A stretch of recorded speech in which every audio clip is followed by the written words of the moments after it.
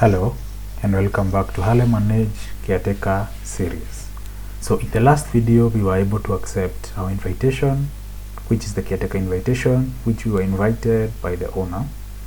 So in this video we will walk through property and unit. So now here in property you can be able to see the properties that you are in, and this button shows you how to view properties or manage units. So when you view the property, you will see the property details, but we are still working on that. I will drop a separate series to show that. But on manage series, you can also come manage units. You can also come here to unit overview. So what can we do in unit overview? We can create and delete units and edit them. So let's go ahead and create a single unit. So you'll click add unit. You'll say maybe something like 4. Unit space type maybe 1 bedroom. The number of bedrooms is 1. The number of bedrooms is 1. Total base rent, let's say 10,000 shillings. Deposit required, yes, say 10,000 shillings. Unfurnished, has balcony, that it is not required, let's say 1200. So let's create that unit. So as you can see, the unit has been created successfully, but this is a very slow way of doing it.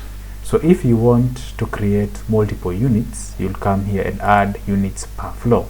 But before we do that, let us edit this unit and add additional charges. Sorry, we are going to view the unit.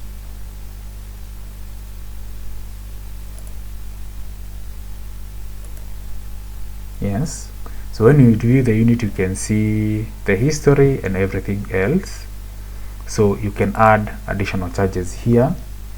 So let's say something like water, say 1,000 shillings, then it's mandatory, and then just create that.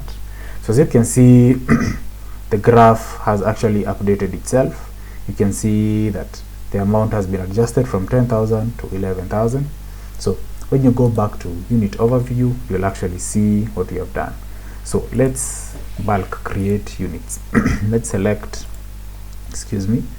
unit 4. Let's say it's the ground floor, and then let's say it's 1 bedroom. Then everything else is pre-filled for you. So just create. So we have only created 1. So let's create another 2. So let's select the newly created one.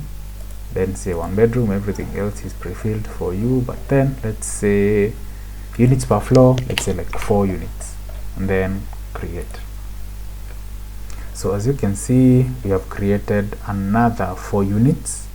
So that is the fastest way of doing it, rather than creating one. Imagine you have 100 units to create. You'll just create one, then duplicate per floor, per floor, per floor. And you can also have multiple types of units, maybe 1 bedrooms and 2 bedrooms on the same floor. That is enabled or allowed in our system. So thank you for sticking around. We have learned about how to create units. So next we will learn about tenant invitations and bulk invitations. So have a good time and let's keep learning.